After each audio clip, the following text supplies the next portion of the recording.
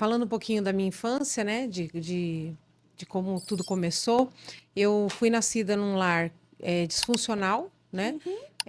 Minha mãe e meu pai sempre com muitas discussões, muitas brigas, adultério, agressões, né? Um lar bem pesado por parte de pai e mãe, porém sempre com o apoio dos meus avós, avós maternos, que fizeram um papel lá de pai e mãe na infância também. Né? Toda vez que eu vou contar o meu testemunho, eu fico muito perdida em questão de datas. Eu sou uma pessoa que eu não decoro exatamente quantos anos eu tinha, porque talvez por causa disso, porque foi uma coisa bem turbulenta, né? Eu nasci na casa dos meus pais casados, né? Fui a terceira filha e última filha deles, e nunca tive assim aquela memória de eles estarem bem. Mas eu acredito que a primeira infância, lá, bebezinho, a gente ficou ali naquele ambiente, né? E aí depois, conforme a gente foi crescendo um pouquinho, quando eu falo a gente, são eu e meus dois irmãos, né? Minha irmã e meu irmão, sempre os três juntos. Fomos para casa dos meus avós, da minha avó Isaura e do meu avô João. Minha avó Isaura já é falecida, meu avô é vivo até hoje. E, e eles ajudaram a minha mãe a nos criar para que a minha mãe pudesse trabalhar. E aí a minha mãe tinha que sair para trabalhar porque o meu pai, ele se envolveu com drogas, se envolveu com alcoolismo, né? Sempre foi alcoólatra, sempre foi... tinha problemas em trabalhar, em sustentar. Então a minha mãe teve que fazer esse papel. Ela foi obrigada a fazer o papel do provedor, pai, né? né? Do lar. E isso fez com que a minha avó e o meu avô tivessem que ficar com as três crianças. E aí, acredito que isso ficou até uns 11 anos, mais ou menos, mas assim, ficava durante a semana com a minha avó, de final de semana ia para casa dos pais. Quando ia para casa dos pais, tinha toda aquela disfunção, toda aquela... Algumas cenas que Virava uma chocaram, que bagunça, né, traumatizavam. na É, mente. e depois, durante a semana, ia para casa da avó. E na casa da avó, não. Na casa da avó era totalmente o contrário. Era aquele lar onde o avô e a avó eram bem casados, né? Se davam bem. Eram crentes, né? Da Congregação Cristã no Brasil. Né? Aquela igreja do véuzinho, que separa homem de um lado, mulher de outro. E a minha avó levava a gente para a igreja nessa primeira infância. E o meu avô colocava a gente na mesa e falava a respeito de Jesus, e falava a respeito do Apocalipse, e da besta que ia subir do mar, e tudo isso Fazer ia... aquela mistura É, e a total. gente a gente foi bem marcado por Jesus através dos meus avós. Eu acredito que hoje eu sei, né, que não existe Espírito Santo Kids, né? Sim, Muitas igrejas sim. protegem as Isso. crianças do mundo espiritual. Mas o meu avô, ele não protegia, não. Ele falava a respeito do Apocalipse, ele falava que Jesus ia voltar e tudo que ia acontecer, que nós hoje estamos Que é a vendo se cumprir, verdade, né? Ele né? mostrava a Isso, e verdade. deixava a gente bem ciente do que era Jesus, de que a gente precisava de Jesus para para a salvação da nossa alma. Enfim, nesse contexto da minha avó, a gente tinha um suporte melhor, né? De família, né? De ir para a escola, de alguém que arrumava a gente para ir para a escola, de alguém que cuidava. E aí, com mais ou menos uns 11 anos, eu não lembro exatamente o tempo, mas o meu avô e a minha avó, eles se mudaram para Minas Gerais, para uma cidade do interior de Minas, São Sebastião do Paraíso.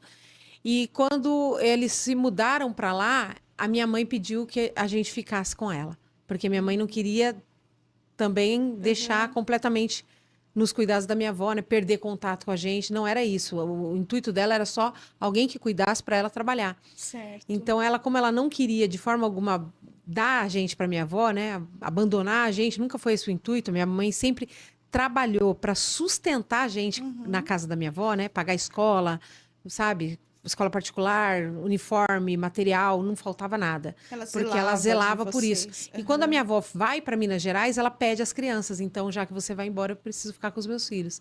Eu entendo que minha mãe fez o que muitas mães fariam, né? Sim. De Que é não o querer correto, abandonar, né? de não querer ficar longe. E aí pegou e nós fomos morar com a minha mãe, muito crianças ainda. E sem o pai, nesse tempo, meu pai já saiu de casa, porque eu não tenho uma data onde meu pai se separou da minha mãe. Não existe isso na nossa cabeça. Foi uma coisa muito aos poucos, foi uma coisa muito confusa na E foi nossa cabeça. saindo, Foi saindo, até o momento que a gente mesmo queria que saísse mesmo, com a ausência sabe? dele. Porque é melhor estar longe do que estar perto. E aí, quando demos por gente, a gente já estava morando na casa da mãe, a mãe sozinha, sem o pai. Meu pai já tinha outra família. E minha mãe trabalhando. Então, o que ela fez? Ela foi trabalhar e deixou a gente sozinha em casa. Né? A gente já sabia se virar um pouco, mas não tinha juízo nenhum. Criança não tem mesmo. Então, a gente passou um período ali morando com a minha mãe, os 3 pequenos, com 10, 11 anos de idade. Tudo criança. Tudo criança. Então, ali a gente, às vezes, passava fome tendo comida no armário, porque não sabia fazer. Então, assim, eu lembro da gente fazer pipoca para matar fome, fazer brigadeiro para matar fome. Então, foi um período turbulento. Nesse período, a gente já tinha o péssimo exemplo do meu pai, né? Meu pai já é falecido faz um ano, mas eu falaria mesmo que ele estivesse vivo, Sim. porque é a nossa história, né?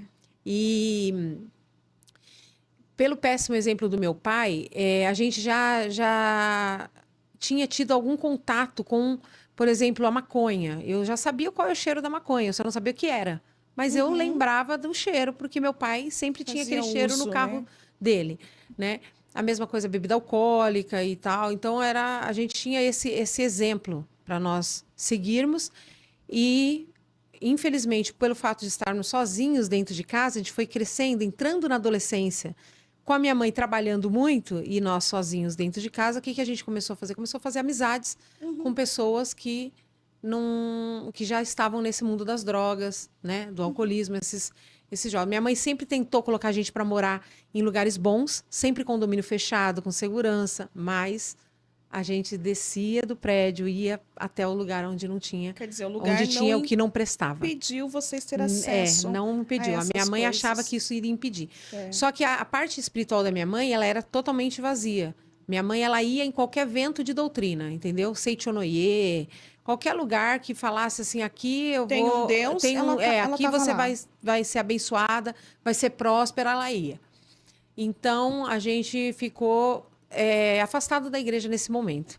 Mas a gente foi marcado a infância por Jesus, por causa da minha avó. Pelos seus avós. Eu me emociono, eu vou chorar muito durante Não tem esse problema programa, porque chorar, porque é muito importante que você sentimentos- entenda o quanto é importante você falar de Jesus para uma criança, né? A gente costuma dizer que o coração da criança é daquele que chegar primeiro. Ele é uma terra fértil. Então, aquele que chegar primeiro vai ganhar espaço. Forte isso. Hoje eu cuido de crianças. Na minha cidade, eu tenho algumas crianças que eu evangelizei, que eu ganhei para Jesus e que eu carrego para a igreja há mais de 2 anos, sem os pais. E as crianças servem a Deus porque querem ir para a igreja, me ligam no final de semana. Irmã Kelly, vem me buscar, eu quero ir para a igreja. Tem culto hoje, eu quero ir.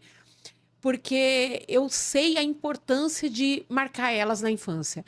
Pode ser que na adolescência elas se afastem, pode ser que os pais ganhem terreno com as religiões que eles escolheram, pode ser que aconteça coisas terríveis na vida delas, como aconteceu na minha.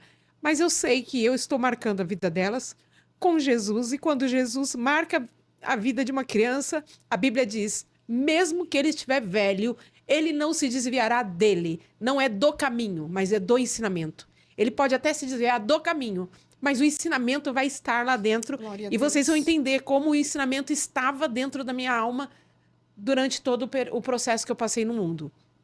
E aí eu comecei a usar drogas, comecei a beber, comecei a ir para balada e perdi toda a minha adolescência, minha juventude nesse mundo, né? No mundo do crime. A gente fez amizades em São Paulo, a gente morava em São Paulo, então era um ambiente muito perigoso, lá em Pirituba. Nós fizemos amizades com traficantes, com muitas pessoas perigosas, e aí passamos toda a nossa juventude lá, mas a mão de Deus sempre livrando, né? Porque, perceba, eu passei muitos anos no mundo do crime, com uma vida totalmente desregrada, e Deus sempre me livrou de tomar uma bala perdida, Deus sempre me livrou de ser morta, de ser abusada, nunca fui abusada, nunca corri de ninguém no meio da rua à noite, sendo que eu andava de madrugada, uma menina, uma adolescente andando de madrugada na rua, nunca aconteceu nada de mais grave comigo. Nunca tive uma doença, né? Que poderia ter pego uma doença, poderia ter engravidado, poderia ter filhos dessa época, não. Jesus guardou a minha vida durante todos esses anos. Glória a Deus. Eu olho assim, eu falo, eu entrei no inferno e saí ilesa. Uau. Sem nada que marcasse a minha vida, a não ser o testemunho para contar para vocês. Tem gente que fala, você não precisa falar, isso mancha a sua reputação, é vergonhoso. Mas não, é a única coisa que sobrou de tudo isso, foi realmente a história para contar. E a prova que realmente Deus já estava cuidando de vocês. Cuidando. Porque Ele tinha projetos e planos para realizar, como está realizando, né? E que nós hoje, mesmo não conhecendo você daquela época, possamos crer. Porque o testemunho nos habilita, né, a crer num Deus que realmente existe e que cuida dos seus. Sim. E tua mãe, você contava para ela dessas práticas ou vocês escondiam? Não, a minha mãe, ela acabava sabendo porque a gente acabou deixando de ir para a escola, ela às vezes pegava alguma coisa dentro de casa, então ela sabia, inclusive, por alguns momentos ela dava a entender que aquilo era uma maldição hereditária. Eu sei que tem muita igreja que não acredita nisso. A minha igreja tem uma linha teológica que não acredita em maldição hereditária, mas eu sirvo um Deus que é de geração em geração, né? Então, o mundo espiritual, ele é de geração em geração. E é real. Não existe demônio que nasceu agora, né? Os mesmos demônios que agiam na vida dos avós, agem na vida dos pais e querem agir na vida dos filhos. Então, eu creio sim que existe essa maldição e a minha mãe, por muito tempo, ela mostrava isso, ela falava assim, nossa, essa droga era na vida do meu tio, ela falava de um tio que a gente nunca conheceu na infância dela, depois o marido dela, depois os 3 filhos dela, porque os 3 foram para as drogas. Então, assim, a minha mãe, ela via, ela percebia e ela tentava com a forma dela ajudar, que era o quê? Mudar de lugar, ir para um lugar mais protegido, um bairro mais conceituado. Que, na verdade, nunca não tinha nada a ver. Né? Não tinha nada a ver. Então, a primeira vez que a minha irmã conta que viu a maconha pela primeira vez foi num colégio particular. Minha mãe achava, ela tinha essa ilusão de que se ela pagasse um colégio particular, a gente não ia se envolver com algo errado. Se ela colocasse a gente para morar num bairro bom, num bairro melhor, a gente não ia se envolver com algo errado. E assim ela tentou durante toda a vida dela. E aí, mas não tinha sucesso, né? Os 3 filhos nas drogas, cheguei a ir pro mundo do crack, cheguei a fumar crack, cheguei a ficar viciada em álcool, de acordar cedo e já beber, já ir pro bar beber, né? Deus. Não estudava mais e tudo. E durante esse tempo que eu fiquei na adolescência, por um período, por volta dos 15 anos, eu tentei voltar para a congregação cristã. Você tentou? voltar. Tentei voltar e não consegui, né?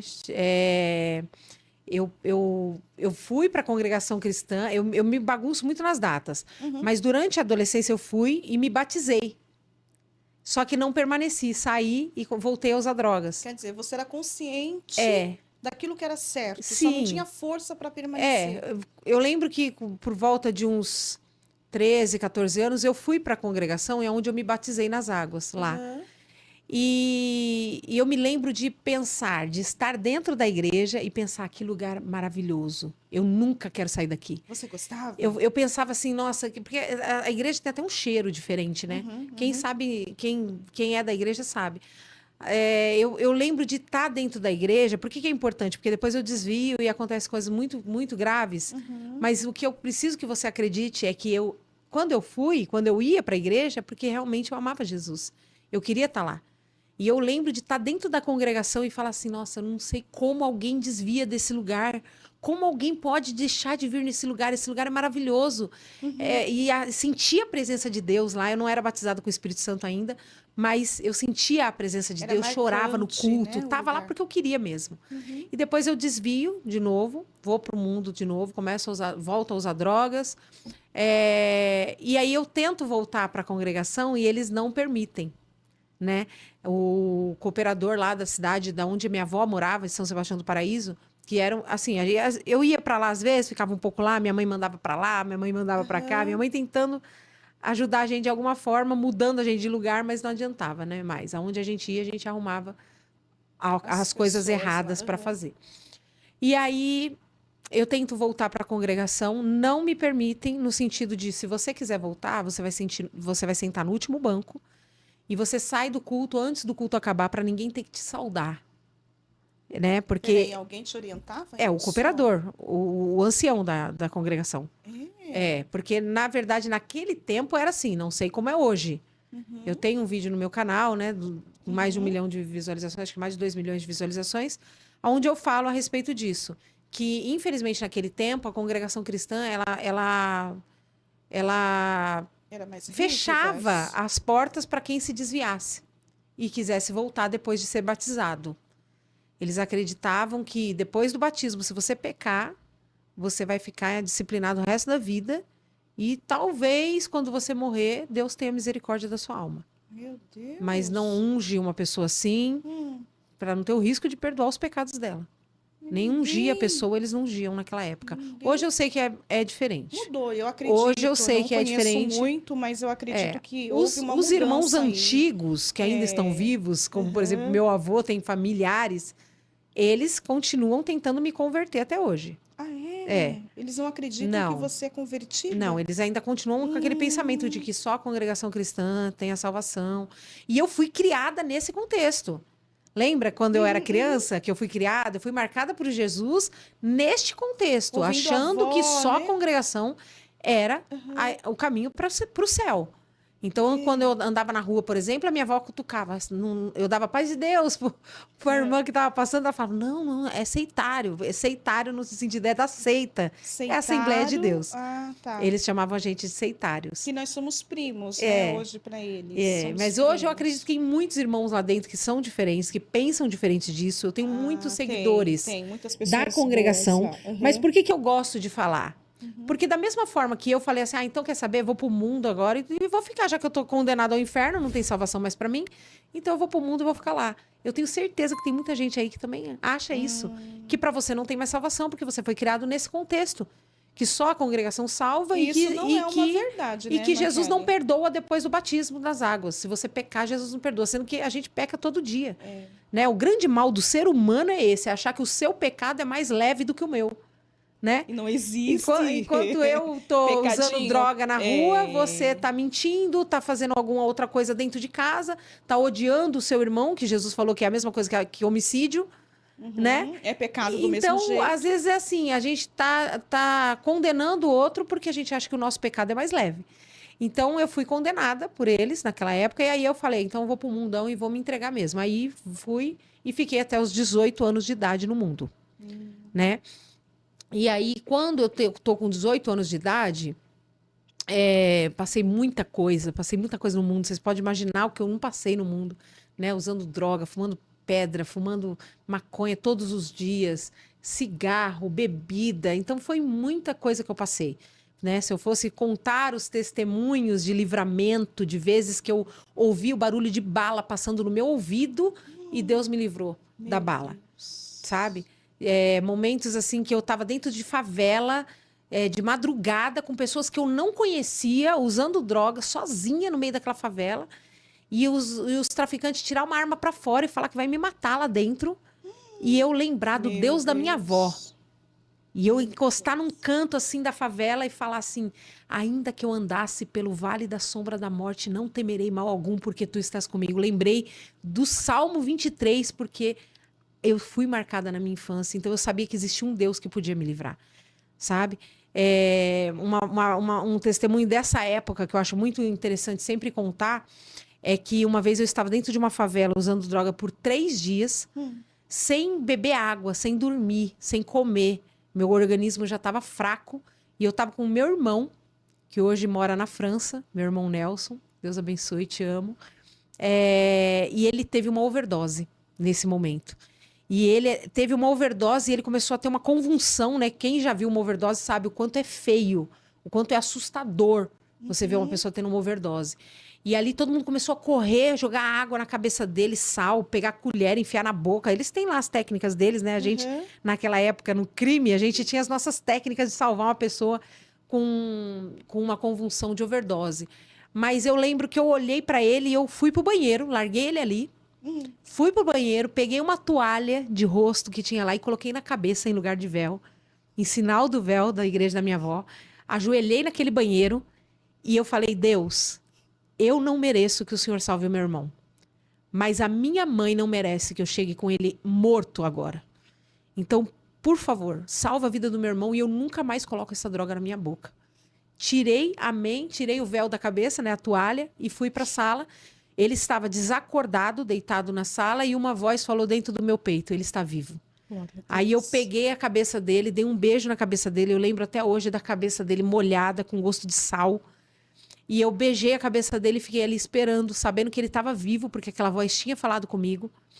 Para quem acha que o Espírito Santo não entra na favela, não entra, né, na bocada, não entra na cadeia, ele entra onde você não entra. Ele entra. E aí eu esperei e ele acordou, sem nenhuma sequela. E nós fomos para casa. Eu lembro que naquele mesmo dia eu voltei a usar drogas. Eu tinha prometido para Deus no banheiro que Deus, se Deus salvasse a vida do meu irmão, nunca mais eu colocava aquilo na minha boca. Mas ele acordou, eu voltei a usar droga. E depois nós fomos para casa e ele chegou vivo dentro de casa e até hoje ele está vivo, porque Deus livrou ele por causa das orações da minha avó. Por causa das orações da minha avó. E aí, por muitos momentos no mundo, nesse mundo tenebroso, eu lembro de ter tido esse tipo de livramento. Esse tipo de coisa que você fala assim, só Deus pode livrar, né? E aí, quando eu estava com os meus 18 anos, eu estava morando em São Sebastião do Paraíso, Minas Gerais, com a minha avó nessa época, e eu comecei a pegar umas drogas em Ribeirão Preto, que é um trajeto de tráfico de drogas, né? Ribeirão Preto, naquela época. E hoje eu tô com 43 anos. Eu estava com 18 anos nesse tempo. E eu peguei drogas em Ribeirão Preto com um traficante e eu não paguei essas drogas. E aí eu comecei a vender essas drogas e usar, e não sei o que eu fiz, só sei que eu não paguei. E aí esses traficantes do Ribeirão Preto, eles me juraram de morte. E esses meus amigos do mundo que moravam em São Sebastião do Paraíso, Minas Gerais, inclusive essa cidade é a mesma cidade do pastor Antônio Júnior, né, que é um pastor muito grande na internet, ele tem famoso, né? mais de 10 milhões de seguidores aqui na internet, ele faz orações. Acho que todo mundo aí todo mundo conhece, né, Antônio Júnior. Ele não sabe nem que eu existo, mas provavelmente a gente usou droga junto. É mesmo? Porque esses dias eu estava ouvindo o testemunho dele e ele era de São Sebastião do Paraíso também, Minas Gerais, e também era desse mundo das drogas. E ele tem mais ou menos a mesma idade que eu. Então, como a cidade era muito pequena, provavelmente a gente usou droga junto. Tomara que alguém envie esse podcast pro nosso irmão lá. Envia para ele, porque... Marquem, por favor, eu como é o acho, nome dele? O pastor Antônio Júnior. Antônio Júnior. Eu acho que ele tinha um apelido na época, eu até imagino quem ele seja, na época, né? Mas eu não sei se é realmente ele, né? Mas, enfim, nessa época, esses amigos, que inclusive eu acredito que esse pastor estava no meio, eles começaram a falar para mim assim, olha, você vai morrer, porque o pessoal do Ribeirão Preto, né? Não vou falar o nome do lugar, apesar de que provavelmente ou se converteram ou morreram, né? Porque nessa vida você não chega nos 40 anos, né? Então, assim, da minha época não existe mais ninguém, só se converteu. Aí tá vivo. Mas caso contrário, né? Nossa, Kelly, então você era da pesada. Não, né? É porque não tem outro caminho. Ou é cemitério, ou é cadeia, ou é culto, né? Mas tinha uma avó que eu acredito que ela nunca deixou de orar. Então, aquelas orações estavam em um depósito. Você vai ver depois. Todas as vezes que você ia para ali pela beiradinha da morte, aquela oração vinha ali de encontro para trazer livramento. Os anjos do Senhor te guardavam, né? Sim, com certeza. E como foi tudo? E aí, nessa época, eles começaram a falar, você vai morrer, porque o pessoal de Ribeirão tá aí. Eles vieram te caçar. Não, os meus próprios amigos já começaram a decretar minha morte, dizendo que eles já estavam na cidade, que iam me matar. Então, eu lembro que naquele dia, eu fiquei dentro de casa com medo de morrer. Naquele dia, eu não saí de casa. E aí eu lembro que eu acendi um cigarro dentro de casa, porque a minha avó tinha ido para a igreja, para o culto, porque senão eu não poderia fumar dentro de casa. Mas eu acendi um cigarro dentro de casa e naquele momento bateram no portão. E quando bateram no portão, eu lembro que eu deixei o cigarro na televisão e fui atender, achando que eram as pessoas para me matar. E quando eu abri a porta, tinham 2 jovens no portão, de terno e gravata, que eu nunca vi na vida, e depois daquele dia também nunca mais os vi. E eles disseram assim: olha, Jesus mandou vir te buscar. Você vem? Eu com medo de morrer, aqueles 2 homens na minha porta dizendo que Jesus tinha mandado vir me buscar. Eu deixei o cigarro queimando na televisão e fui. Entrei numa perua besta branca que eles tinham e fui com Sem eles. conhecer as Com a roupa do pessoas. corpo. Com medo de morrer. E eu digo isso porque a televisão, até hoje, a gente tem ela com a marca do cigarro, né? O último cigarro. E aí entrei naquela perua e fui, e eles me levaram para onde? Para Ribeirão Preto. Eu falei, eu não posso ir para Ribeirão Preto, eu tô jurada de morte. Eles falaram, fica tranquila, você tá com a gente, ninguém vai tocar em você. E aí eles me levaram para uma casa de recuperação. Quando eles chegaram na casa de recuperação, eles disseram assim, olha, a gente não pode receber ela agora, que já era de noite, a gente só recebe amanhã de manhã. Então, eles me levaram para uma casa de uma família, da igreja deles, provavelmente, e falaram assim, olha, a gente está com uma jovem aqui, vocês não podem ficar com ela essa noite, ela dorme aí na casa de vocês, amanhã a gente vem buscar para levar para casa de recuperação. E aquela família abriu a porta e deixou eu entrar e dormir na casa deles. Hoje eu fico pensando, será que se alguém chegar na minha porta, alguém da minha igreja, chegar na minha porta e falar, olha, eu tenho uma pessoa aqui, uma viciada, uma drogada, uma criminosa, Uma procurada. Né? Será que você quer ficar com ela aí dormindo na sua casa? É um pouco difícil. Eu acho que muitos de nós, crentes, não iríamos abrir a porta. E sabe o que eu queria? Eu queria que essa família um dia soubesse que aquela menina que eles pegaram está até hoje firme com Jesus. Glória a Deus. Porque às vezes você abre a porta da sua casa, estende a mão para alguém e aquilo vai dar frutos. Quantas pessoas alcançaram Jesus através de mim? Ou seja, todas as almas que eu ganhei para Jesus está na conta dessa família também. Também, isso. Entendeu? Eu gosto desses detalhes, missionária, porque hoje em dia muda a minha vida. Sim. Eu não posso esquecer. Alguém abriu a porta da casa deles. Eu lembro que eles eram uma família com criança. Quem faria isso hoje? E eu lembro que eles abriram uma porta e me colocaram num quartinho, num colchão no chão. E naquele colchão no chão, eu tenho certeza que aqueles 2 jovens e a igreja deles estavam orando por mim. E aquele casal no outro quarto estavam orando, falando, Senhor, tem misericórdia dessa alma. Visita essa alma, liberta essa alma. Eu sei que eu acredito que eu fui liberta naquele colchão. Glória Por a quê? Deus. Porque eu senti um vazio, uma dor no meu peito, como se tivesse arrancado alguma coisa de dentro de mim. Dentro do meu coração tinha um buraco. E eu punha a mão assim, eu chorava de dor. Você acredita? Eu acredito. Então, assim, eu acredito que os demônios foram arrancados e ainda não tinha o Espírito Santo entrado, né? Então, eu senti aquele vazio, assim. E por que eu acredito que a minha libertação foi naquele momento? Porque no outro dia eu lembro que eles acordaram, me deram café da manhã junto com a família, assim, sabe? E vieram me buscar, aqueles 2 jovens, e me levaram para casa de recuperação. E quando eu entrei na casa de recuperação, eu li assim na parede e estava escrito: e conhecereis a verdade e a verdade vos libertará. E tinha uma outra parede dizendo assim: se pois o Filho vos libertar, verdadeiramente sereis livre. E aí naquele momento veio uma obreira da casa de recuperação me receber que não tinha nenhum dente na boca. Todos os dentes dela tinham sido corroídos pelo crack. Meu Deus. Ela sorriu para mim só com a gengiva e disse para mim: Deus tem uma obra na tua vida e você não morreu até hoje por causa da oração de uma mulher preta que tem orado por você. A minha avó, ela é preta, pretinha, bem negra. E olhando para mim, ela não ia saber disso. Quem que olhando para mim ia saber que minha avó, mãe da minha mãe, era uma mulher negra? Ela não saberia disso. Naquele dia eu vi que era Deus falando comigo. Porque ela falou: tem uma mulher preta de joelhos por você e por isso você não morreu até hoje. E Deus está te dando hoje o dom de louvor. E começou a fazer promessas na minha vida que se cumprem até hoje. E naquele momento eu fui liberta. Eu nunca mais senti vontade de usar droga, eu nunca mais senti vontade de fumar cigarro. Instantâneo, Kelly? Instantâneo. Dentro da casa de recuperação eu fui, depois trabalhei como obreira, fiquei lá durante 6 meses. E a gente expulsava demônio todo dia. todo dia a gente fazia o pente fino. Vai, faz uma fila aí, indiana, um por um. E era demônio, assim... Missionária, a gente expulsava demônio dentro de um escritório pequenininho, com uma estante cheia de bibelô, e o demônio não quebrava nada. De tamanha autoridade que a gente tinha naquele momento espiritual. Porque era jejum.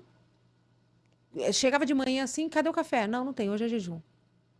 Você estava dormindo, a obreira te acordava, levanta, oração Era de madrugada. obrigada a jejuar e orar. Era Jesus de manhã, de tarde, de noite e de madrugada. Libertação mesmo. Hoje em dia eu frequento algumas casas de recuperações. Sim. Gosto muito de pegar gente que quer ser liberta e pôr lá dentro. Isso. Tenho um amor por isso. Amo ir lá pregar para aquelas vidas que estão lá, passando pelo processo que eu passei. Só que a gente vai em lugares que a gente fala assim, nossa, tá muito light. Com televisão. Imagina, fiquei 6 meses sem assistir televisão. Era só lendo Bíblia, orando e jejuando, entendeu? Então a gente orava e expulsava demônio todo dia. Só que eu nunca tinha manifestado um demônio lá dentro. A gente até brincava, a Kelly não foi liberta não, gente. A Kelly até hoje, desde que ela entrou aqui dentro, ela nunca manifestou demônio. Eu falava, então ora que você vai expulsar. Olha o desafio. Mas eu fui batizada com o Espírito Santo em 1 mês que eu estava lá dentro. E principalmente pelo fato de que eles eram da Assembleia de Deus. Então, quando eu entrei lá dentro, entrei para não morrer, para fugir da morte. Mas senti aquele prazer de novo de estar perto de Jesus. Aquele prazer da infância, da adolescência, voltou e eu falei, uau, é isso que eu quero. Mas quando eu vi que eu estava indo na Assembleia de Deus, uma coisinha lá no fundo dizia, agora você é seitário. Agora que você não vai para o céu mesmo, porque você está indo na igreja dos seitários. Você entende? Porque é o que eu falei, é coisa da infância. Prega na mente da gente, é difícil sair. E desconstruir algo que já está construído é muito difícil. Muito. Então eu ficava com aquele negócio, eu não tenho perdão. Na verdade, eu tô aqui me enganando. Eu vou pro inferno do mesmo jeito. Porque eu já batizei, eu já pequei depois do batismo. E tal. Então, Jesus veio com a carta na manga, né? O batismo com o Espírito Santo. Já que é batismo o seu problema, então toma para você. Eu te batizo de novo. Glória a Deus. Né? Você foi batizado com água, com fogo ainda não. E aí eu recebi o batismo com o Espírito Santo com 1 mês que eu estava lá dentro. Mesmo, né? E aí eu percebi que Deus estava na Assembleia de Deus. Aí eu percebi, eu saí de lá convicta de que eu queria ficar na Assembleia de Deus, que eu queria aquela liturgia de culto, que eu queria cantar nas irmãs, né, quando casasse, que eu queria cantar nos jovens, que eu queria cantar aí nos avulsos, no púlpito. Não precisou ninguém vir falar para você. Não. O próprio Espírito Santo começou a trabalhar no teu coração. Sim. Que você não tinha, assim, esse pecado imperdoável, como alguém tinha dito, Sim. que você já estava condenada ao inferno, que não tinha perdão dos seus pecados. Porque existe um pecado que não tem perdão, né? Irmã Kelly, a senhora falou de um pecado que não tem perdão, que é a blasfêmia contra o Espírito Santo. Sim. Esse não tem perdão.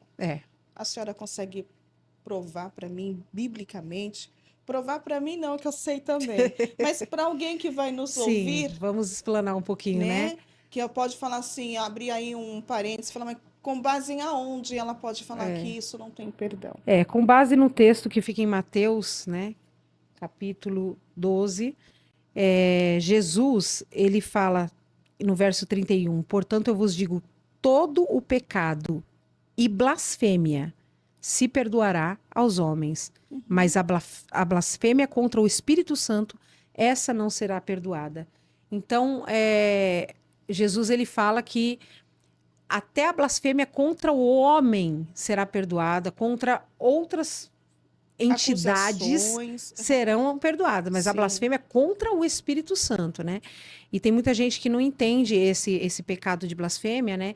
E nesse contexto, Jesus, ele era chamado de Satanás. Ele estava curando você aí na sua casa.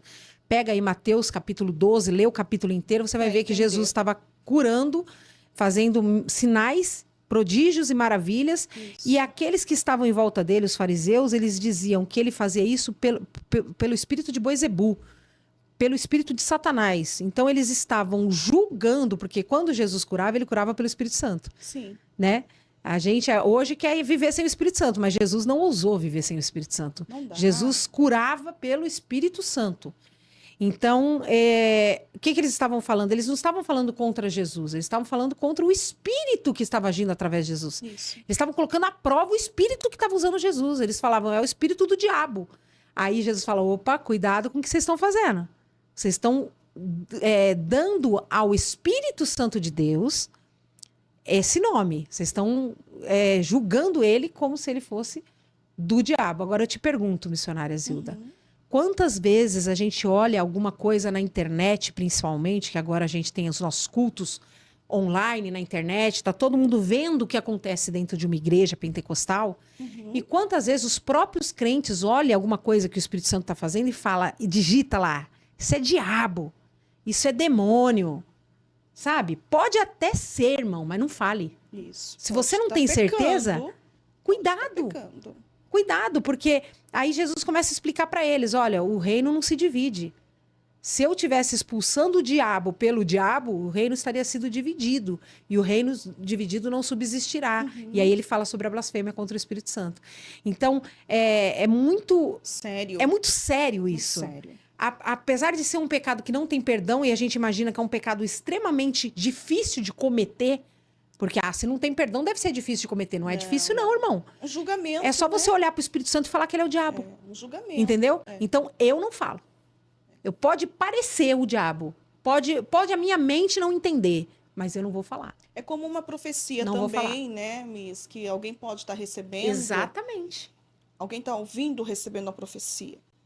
Julgue o profeta, né? Mas não a profecia. Então, porque podemos correr o risco de pecarmos contra esse Espírito Santo. Contra Deus. Contra o próprio Deus. Sim. E para não pecarmos, então, peça que Deus tenha misericórdia de quem está usando de engano, usando o nome de Deus em falso momento. Não podemos julgar se não tem certeza. A menos que você tenha um dom chamado discernimento de espírito. E aí você tem que ser uma pessoa de oração, de jejum, que conhece muito bem a voz de Deus. Porque eu demorei muitos anos para entender o que é a voz de Deus, o que é a voz da minha alma e o que é a voz do diabo. Porque quem tem o dom de discernimento não tem medo e não vai errar. Medo. Vai falar, peraí. Você vai repreender, ele vai cair. Isso. Ele vai cair. Isso mesmo. Mas é preciso ter. Eu recebi. É preciso ter. Dentro da casa de recuperação, eu fluí nesse dom de discernimento de espíritos, porque toda vez que uma menina, uma interna, era batizada com o Espírito Santo, a gente fazia o teste. Como funcionava? A gente colocava. Inclusive, esse teste aconteceu comigo também, quando eu fui batizada. Era de praxe. Todo mundo que foi batizado com o Espírito Santo, no momento que recebia o batismo, chegava nos obreiros e falava: olha, eu recebi o batismo. Então a gente vai pôr você aqui no meio e a gente vai orar, a gente fazia uma roda com os obreiros, com todas as meninas, mais de 20 meninas, e orava até a pessoa falar em línguas. Quando a pessoa falava em línguas, a gente ouvindo ela falar em línguas, a gente tinha o discernimento. E por uma vez, uma menina falou em línguas e não era o Espírito Santo. E quando ela falou, que ela abriu a boca e ela falou, era como se tivesse me dado o pior susto da minha vida. Meu coração fez tu. E eu abri o olho assim, tomei aquele susto, como se eu tivesse ouvido a própria voz do diabo mesmo, sabe? E quando eu tomei esse susto e eu abri o olho, as 3 obreiras, que eu já era obreira nessa época, as 3 obreiras estavam do mesmo jeito. Nossa, você sentiu isso? Sentimos. Todas 3. E nós chegamos para ela e falamos para ela: olha, o que você falou não é de Deus. Continua buscando. Continua buscando o batismo. E ela continuou buscando o batismo até ser batizada realmente. Mas ali na casa de recuperação não tinha engano. Não tinha engano. Às vezes, porque assim, a gente não recebia menina crente. A gente recebia drogados, viciados, depressivos. A gente só recebia gente endemoniada. Entendeu? Então, era normal. Aí, por exemplo, uma delas, uma vez, começou a passar sangue nas paredes. Sangue de mulher. Sim. E começou a passar sangue para atormentar a casa, sabe? Coisa do inimigo. E aí a gente falou: quem que fez isso? Não foi ninguém, agora não foi ninguém. Então tá bom. Vamos todo mundo para o culto, para a sala de oração. Vamos todo mundo ajoelhar. E a gente só vai levantar quando Deus revelar quem foi. Meu Deus. E era assim que a gente resolvia os problemas lá. Resolvia tudo na oração? Tudo na oração. E a gente orou até Deus revelar. Deus revelou a pessoa, a gente falou: foi você que fez. A pessoa já começou a chorar: não, me perdoa. Então, quer dizer, era tudo assim. Eu queria doce de abóbora. Muito tempo sem comer doce de abóbora, me deu vontade de comer doce de abóbora. Eu ia orar. Deus mandava alguém com doação de doce de abóbora. Nós estamos precisando de vassoura. As vassouras estão muito velhas. Vamos orar. A gente orava e Deus mandava doação de vassoura. Então, assim, foi um tempo, missionária, que eu passei na minha vida tão intenso, foi um intensivão, tão intenso, mas tão intenso de leitura de Bíblia, que hoje em dia, eu penso que 70% do que eu prego hoje, eu aprendi lá. Uhum. Sabe? 70% da minha vida que eu tenho hoje de conhecimento, De experiência. de experiência, Foram lá. foi lá. Então foi necessário Foi muito passar bom, por foi lá, maravilhoso. né? Foi maravilhoso. Ao ponto de eu estar presa dentro de uma casa, porque não era uma fazenda, era uma casa. Eu fiquei presa 6 meses dentro de uma casa e me sentia livre. Não queria ir embora. Uau, ai, que nem Não queria ir Paulo embora. agora, preso, mas calma, livre. Nossa, fui longe agora. Foi. Glória a Eu me sentia Deus. livre, era o melhor lugar do mundo. Quem é crente vai saber o que eu tô falando. Retiro de carnaval, não é uma bênção? Sim. Não é um lugar que você não quer ir embora nunca mais? Quando a pessoa vai na intenção É. de buscar mesmo, As né? minhas filhas, os jovens da minha igreja, ficam assim, ai meu Deus, retiro, retiro. A mala tá pronta agora, em fevereiro, ó. Parece A mala que já tá buscam pronta. o céu pra Porque é terra. como se fosse o céu. Isso. Porque dorme junto com os amigos, Isso. acorda junto com os amigos, Oram come, juntos. vai pra igreja, aquele poder. O que é isso se não é o céu? A igreja, todo mundo junto, morando junto, num lugar que tem a presença de Deus. Que delícia. É o céu. E era assim a casa de recuperação.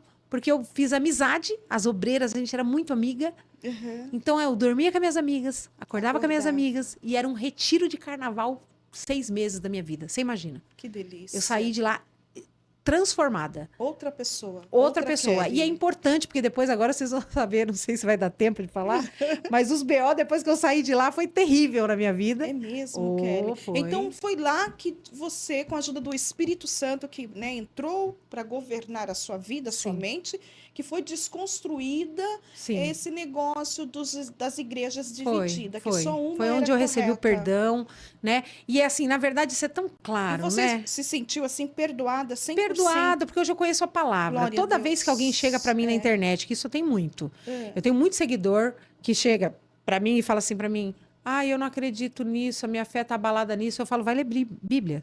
O que falta para o povo hoje em dia é conhecer a Deus através da Bíblia. Porque eu, sinceramente, tenho muita pouca paciência. Por isso que eu falo, eu não nasci para ser pastora. E Deus, quando nessas horas, ele fala, então vai ser, né? É Mas, mesmo? se eu um dia for, Deus vai ter que trabalhar muito na minha vida, eu vou ter que negar muito a mim mesma. Porque eu não tenho paciência. Porque eu penso assim, como pode você falar que Jesus... eu não sinto o amor de Deus. Ele já morreu na cruz, gente, pelo amor de Deus. E você imagina, você dá seu filho para morrer numa cruz, como foi É que tem Jesus. pessoas que E aí têm você fala, dificuldade ele de não entender. ama. Como que ele não ama, gente? O que mais você quer que ele faça? Ele já morreu na cruz, né? E naquela época, eu não entendi uma coisa que é muito clara hoje para qualquer crente, né? Porque, infelizmente, alguns crentes da congregação cristã não estudam a Bíblia. A gente não é incentivado a ler e estudar lá. Ah, é? Não é incentivado a ler e estudar.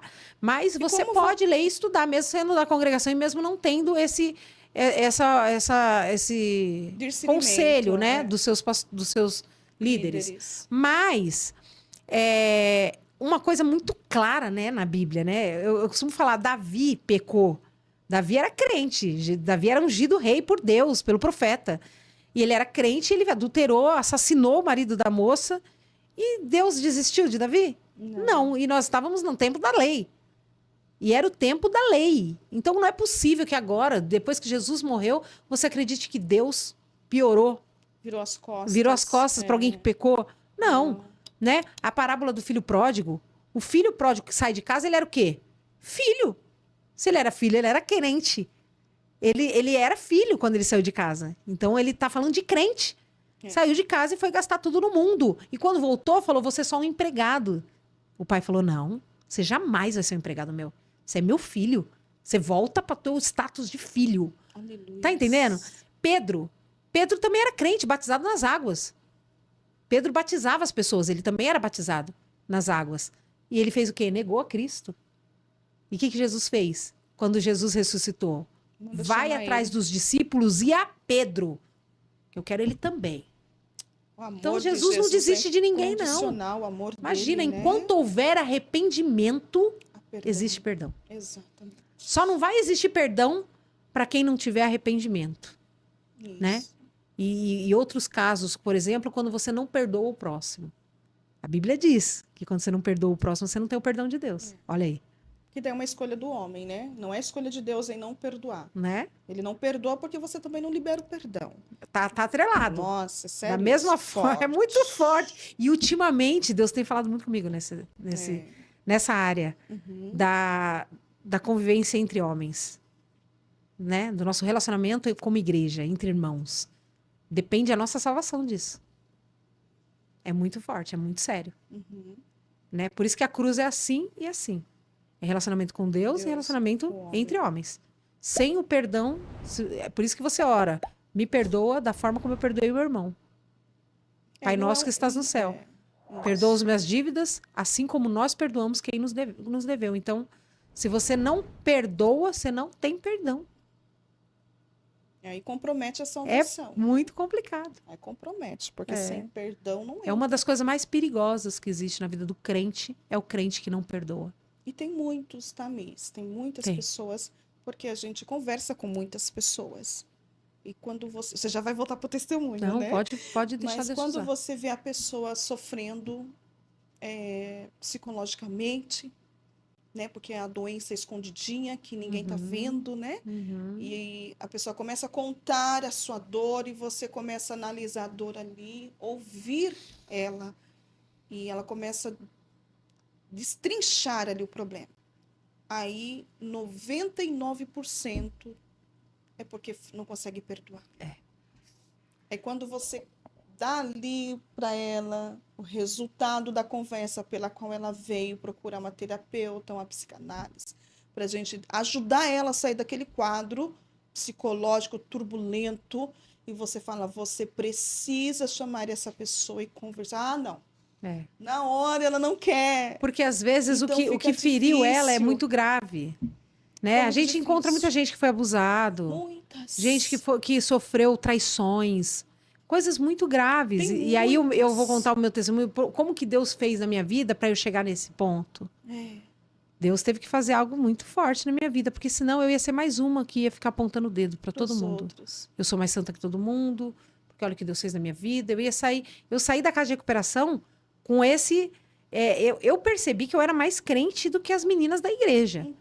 Quando eu saí da casa de recuperação, eu não tinha tinta no cabelo, eu não cortava cabelo, eu não tinha vaidade, eu só pensava Jesus, Jesus, Jesus. Eu era fissurada em Jesus. Quando eu cheguei na igreja, as meninas tudo namorando, fornicando na igreja. Eu falei, gente, vocês não é crente, não.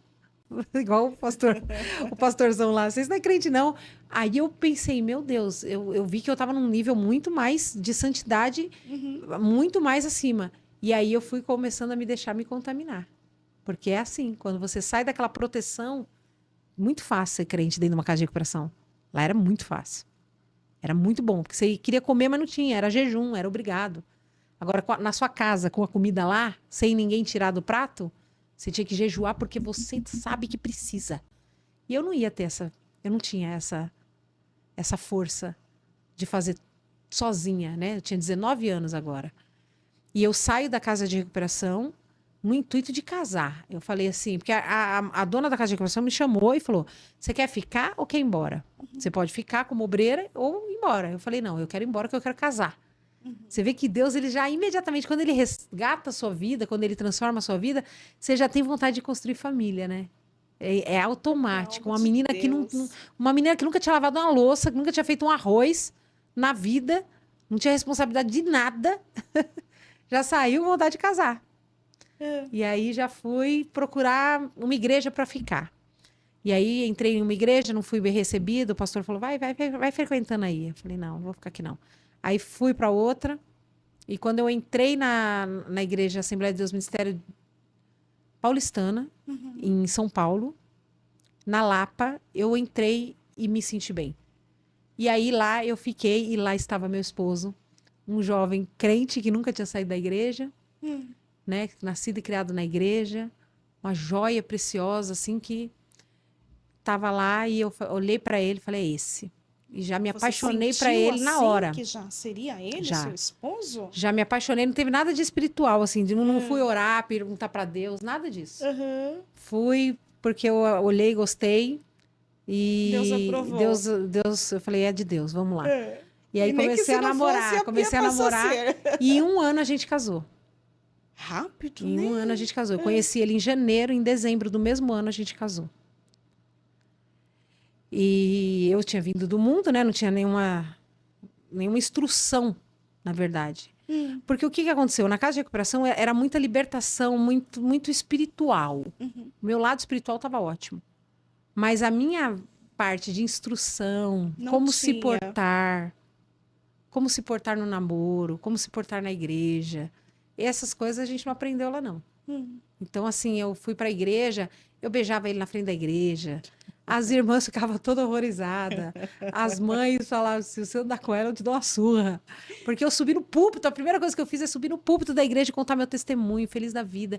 Eu era drogada, eu era isso, eu era aquilo, eu era criminosa. E os pais da igreja, Todo se você mundo andar assustou. com ela, eu mato você. Você não anda com essa menina, pelo amor de Deus.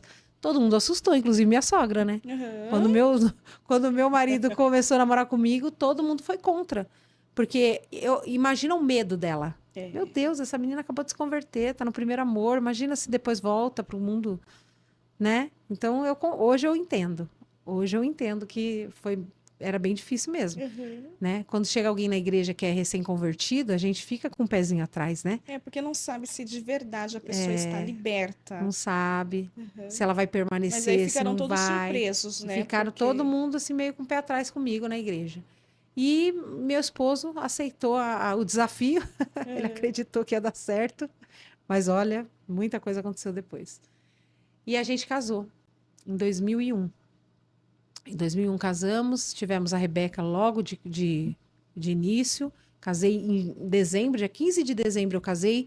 Dia 7 de janeiro eu descobri que eu estava grávida. Então, eu tive a Rebeca, a gente nunca teve só nós dois. Sempre teve Sim. a barriga no meio, depois a criança. E depois da Rebeca, quando a Rebeca tinha 9 meses, eu engravidei da Renata. pertinho. Pra você ver. E Deus me livrando de gravidez indesejada no mundo. Quando eu comecei a namorar com meu marido, eu falei pra ele. Eu falei, eu acho que eu não posso ter filho. Porque eu nunca engravidei, nunca me preveni. Nunca tive nada, nenhuma doença, nem nada. Mas também nunca engravidei. Ele falou, não, tudo bem. Se Deus não tiver isso pra nós, amém. Pois logo depois que casou, eu já descobri que eu tava grávida. E depois a outra com 9 meses, tomando remédio pra não engravidar. Engravidei da outra. Aí vieram as 2 meninas. E aí eu vivi assim, num conto de fadas. E o meu esposo, ele sempre foi. Eu escolhi o meu esposo. É importante que agora a gente vai entrar num assunto assim, bem delicado, né? Que foi a parte do casamento e a parte do meu testemunho de quando eu já sou crente agora. O meu esposo, eu escolhi ele, dentre os jovens da igreja, o mais crente que tinha, na minha visão. Na minha visão, ele era o mais crente. E todo mundo lá, quem é lá daquela igreja daquele tempo, sabe que Xande, porque ele era conhecido como Xande, era o menino mais crente da igreja. Um menino que chorava na hora da pregação. Ele era músico, como é até hoje. Hoje ele é maestro. Os músicos tocavam e terminava a música, eles saíam para fora da igreja, para ficar lá na porta da igreja, beijando as menininhas lá fora. Músico, tudo atribulado.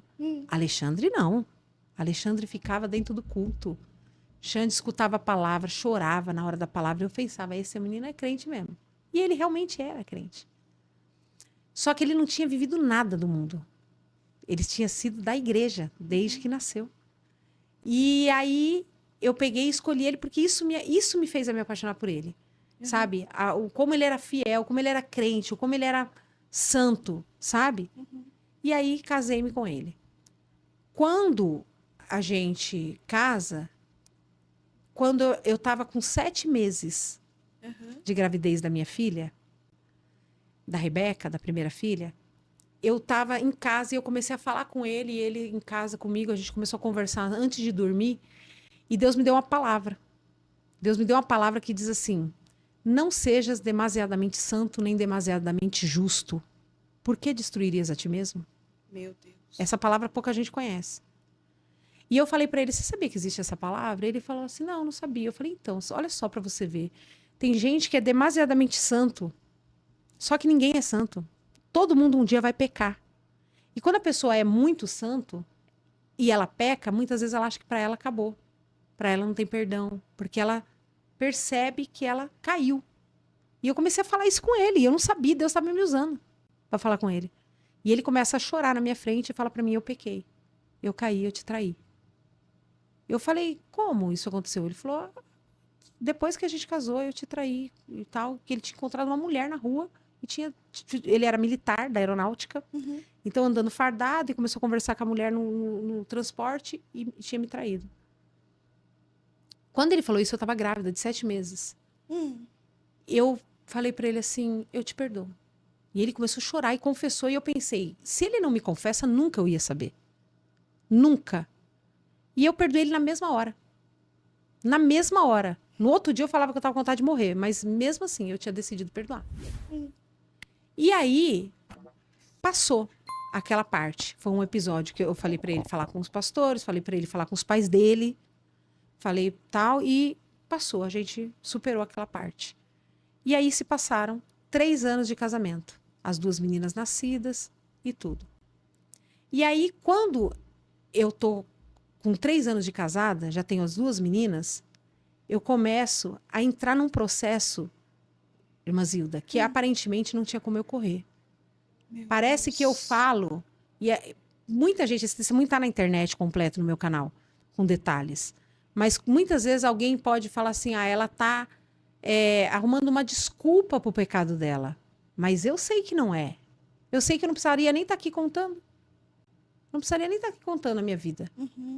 Mas olha que interessante para você ver como um mundo espiritual. Eu morava num apartamento com ele. Um apartamento que era um apartamento de boneca. Tudo novinho. A minha vida, na minha cabeça, era uma vida perfeita. Eu já tinha superado aquele episódio. Aquilo ali não mexia comigo, sabe? Aparentemente estava tudo bem. A gente na igreja, as meninas sendo criadas na igreja. Tudo certinho. Uma irmã vem orar na minha casa e fala assim para mim, na frente dele, Deus manda te dizer que vai haver um grande escândalo com o teu nome. Um escândalo que vai sair das 4 paredes da sua igreja e vai chegar em outros ministérios de tão grande que é o escândalo que vai vir. Meu Deus. Eu olhei aquilo e pensei, mas como que Deus está falando para mim que vai ter um escândalo com o meu nome? Como que Deus não está me prevenindo para não cair nesse escândalo? Você entende? Ele não falou assim, ó, vigia, porque senão vai ter um escândalo, não. Ele falou, vai ter. Vai ter. Passou. Depois que a gente foi lembrar dessa profecia. Dentro da minha casa. Passou mais alguns dias, eu tive uma visão. Foi uma das experiências mais fortes que eu tive espiritual. Eu acordei na minha cama, meu marido já tinha ido trabalhar, minhas filhas dormindo no quartinho delas. Eu acordei na minha cama, levantei, passei pela minha sala e fui até a minha cozinha. Preparar um café, provavelmente. Quando eu chego na minha cozinha era comprida assim e a lavanderia no fundo. Que eu olho, eu vejo uma mulher dentro da minha cozinha. Uma mulher baixinha, branca, cabelos pretos dividido no meio até aqui, como se fosse aquela maga patológica daquele desenho, só que era uma mulher de verdade, baixinha, gordinha e branca. Eu olho para ela dentro da minha cozinha e penso, o que essa mulher tá fazendo aqui dentro da minha cozinha? E aí, quando eu olho, ela pega e me olha assim. Ela tava de lado no meu fogão e ela pega e me olha assim, com um olhar desafiador. Quando eu vi o olhar dela, eu falei, é um demônio. E eu pus as 2 mãos e fui repreender. Falei, em nome de... Quando eu ia falar Jesus, ela estava aqui, ela fez assim. Pulou em mim. Pulou. E pegou nas minhas mãos, as mãos dela nas minhas 2 mãos, e me jogou para trás. E eu afundei no chão. Entende? Então, quando ela pulou em mim e me jogou no chão, eu acordei na minha cama desse jeito, de novo. Levantei de novo da minha cama, passei pela sala de novo. E eu fiquei em choque. Eu fiquei, Senhor, mas por que ela me derrubou? Por que ela teve autoridade? Eu ia expulsar ela em nome de Jesus. Por que ela teve essa autoridade? Era Deus me mostrando. E teve um outro episódio também, que é importante falar nesse tempo, nesse mesmo apartamento, que foi um jejum que eu fiz de 30 dias, sem a janta. Eu tirei a janta porque a janta, para mim, era a refeição melhor. Porque a janta com a família, né? Depois da igreja, pizza. A parte depois das 6 da tarde... Para mim, era a parte mais sacrificante, tirar. Pipoquinha à noite, com um filminho com as crianças. Então, eu fiquei 30 dias sem nada, depois das 18 horas, até no dia seguinte. Quando eu fiz esses 30 dias de jejum, eu fiz por 3 áreas da minha vida. Eu aprendi na casa de recuperação a fazer por 3 pedidos. Não sei porquê, não tá na Bíblia, mas a gente fazia isso e dava certo, e dá certo até hoje. 3 áreas. Minha vida financeira, minha vida espiritual e minha vida matrimonial. Eu fiz por essas 3 áreas, esses 30 dias de jejum. Quando acabou os 30 dias de jejum, no último dia, eu não tinha leite para dar para as crianças, para minhas filhas. Não tinha leite dentro de casa. E eu entrei naquela lavanderia que era depois da cozinha, fechei a porta de correr, que era uma porta sanfonada, encostei de lado na parede, as lágrimas começaram a descer assim, e eu falei, Deus, 30 dias de jejum. E um dos motivos do jejum era a minha vida financeira, e eu não tenho nem leite para dar para minhas filhas. O senhor não fez nada, o senhor não falou nada comigo, não tive resposta nenhuma, ainda não tenho nem leite. Chorei ali. Deus entrou dentro daquela lavanderia e falou para mim assim, vai até a igreja, procura um profeta que eu vou falar contigo. Eu pensei, é da carne. Como é que pode? Procura um profeta? Isso não é de Deus. Onde já se viu procurar profeta? Porque a gente não pode procurar profeta. A gente sempre teve esse negócio, né? Mas eu tinha uma palavra específica. Vai até a igreja e procura um profeta que eu vou falar com você. E eu sei que eu fui. Peguei as crianças, peguei a Alexandre e fomos para a igreja. Cheguei na igreja, era tipo uma reunião de obreiros. Olha pra você ver, eu não marquei o dia que eu estava indo, não sabia que era reunião de obreiros. O fato é que estava cheio de pastores dentro da igreja e pastores de todos os bairros. E eu entrei dentro daquela igreja e eu encontrei uma amiga minha chamada Thaís Alencar, que era minha melhor amiga daquela época. E eu falei para ela assim, Thaís, ela é filha do pastor presidente da igreja. Eu falei para ela assim, Pai Senhor, Kelly, Pai Senhor, tem algum profeta aqui dentro? Porque eu tava com raiva. Direta, assim. Quero saber do profeta. Ela olhou para mim e falou, tudo bem? Eu falei, tudo bem, mas eu queria falar com alguém que tivesse o dom de profecia. Tem algum profeta aqui? Aí ela olhou para dentro da igreja, aquele monte de pastor, e ela falou assim, aquele ali, ó, pastor Rodney. Procurem ele aí na rede social, que ele tem rede social, gente. Homem de Deus. Eu não conhecia ele, nunca tinha visto na minha vida. Como é o nome? Rodney. Rodney. Pastor Rodney, ela falou assim, aquele ali, pastor Rodney. Eu peguei e fui até ele, nunca tinha visto ele na minha vida. Cheguei nele, falei, Pai Senhor, pastor. Ele, Pai Senhor. Aí eu falei para ele, o senhor é profeta? Primeira coisa que eu falei pro homem. O senhor é profeta? Ele assustou, olhou para mim, encheu o pulmão de ar, levantou o queixo e falou, sou. Ele primeiro assustou, mas depois ele falou, sou. Falei, então o senhor vai orar e Deus vai falar comigo. Falei, tá bom. Me pegou e subimos até o gabinete pastoral da igreja. Subimos alguns lances de escada, eu, ele e Alexandre. Chegou dentro do gabinete, ele fechou a porta do gabinete e começou a falar em línguas. Ele nem precisou orar por mim. Ele começou a falar em línguas, encostou na parede de lado e falou, Deus te viu encostada na parede chorando. Encostou de jeito que eu encostei lá na lavanderia. Ele encostou na parede de lado. E falou, e hoje ele te faz 3 promessas. Ele vai fazer um milagre na tua vida financeira. Vai chegar um dia que você não vai depender de mais ninguém. Ele vai fazer um milagre na sua vida espiritual. Vai ter um dia que as pessoas vão olhar o Espírito Santo estampado na tua cara. E ele te faz a 3ª promessa. Eu vou fazer um milagre no teu casamento. Eu não precisava de um milagre no meu casamento naquele dia. Mas teve um dia que eu precisei. E eu tinha uma palavra. Eu tinha uma promessa. Glória a Deus. E Deus começou a me avisar. Vai haver um escândalo. O diabo me derrubando dentro de casa através de uma visão que eu tive. Daquela mulher me derrubando. Tudo isso Deus falando que iria acontecer. Por isso que eu falo, parecia que eu não tinha por onde fugir. Parecia que aquilo ia acontecer. E aconteceu. Eu comecei a ficar enfeitiçada. Era como se fosse uma macumba. Mas não tinha macumba. Era Deus permitindo mesmo. E eu comecei a me apaixonar por uma pessoa de dentro da igreja. Meu Deus. De dentro da igreja. E já um homem mais velho, né, que já era maestro, inclusive, do meu esposo, e tinha acompanhado toda a nossa história, essa pessoa, e aí eu comecei a me apaixonar por essa pessoa, e a gente começou a cometer adultério dentro da igreja. E aí, foi 1 ano que eu fiquei desviada. Que depois que aconteceu aquilo, eu comecei a querer mesmo que todo mundo soubesse, sabe? Mulher, quando faz esse tipo de coisa, ela geralmente não faz por desejo carnal, ela faz porque ela se envolve emocionalmente, né? Então, eu comecei a querer mesmo que a casa caísse, sabe? Que todo mundo soubesse. Eu queria separar do meu marido. Não gostava mais do Alexandre, não sentia nada por ele. Sentia raiva dele, sabe? Sentia nojo dele. Sentia até cheiro ruim quando ele chegava perto de mim. Eu não queria mais ele. Uma situação diabólica. Diabólica. Diabólica. Aquele demônio que me derrubou dentro de casa era aquilo que ia Aquilo acontecer. que ia acontecer. E aí eu peguei e fiz de tudo para que a casa caísse, para que todo mundo ficasse sabendo, e houve o grande escândalo. Que foi por aquela pessoa ser uma pessoa muito famosa no ministério, muita gente ficou sabendo. Era um escândalo muito grande. Isso aconteceu há 18 anos atrás. E aí eu peguei e fiquei na minha mente, Deus ia me abençoar naquilo, tá? Na minha mente, Deus ia me abençoar naquilo. Devido à profecia do profeta. Não sei o que aconteceu. Não, eu já não lembrava mais. A Nem profecia lembrava. era a respeito do meu casamento. Vou fazer um milagre no Ele teu ia casamento. Entende? Mas ali eu já não estava mais... acreditando em nada. eu não nem lembrava de promessas. Não lembrava de nada. Eu achava que Deus ia me abençoar naquilo. Eu acho que tem muita gente que está em pecado que pensa que Deus vai te abençoar no pecado. É uma ilusão que a gente tem.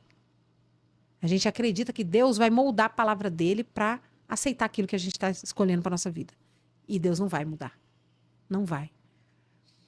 E aí eu peguei e me desviei da igreja e vim para Atibaia. Minha avó morava em Atibaia, que morava em Minas, já tinha vindo para Atibaia. Já estava bem velhinha, minha avó. E aí eu vim para morar com a minha avó, com as crianças, e largar o Alexandre lá com a mãe dele, em São Paulo. E continuar com o meu relacionamento pecaminoso. Esse era meu intuito. Só que depois que tudo aconteceu, depois que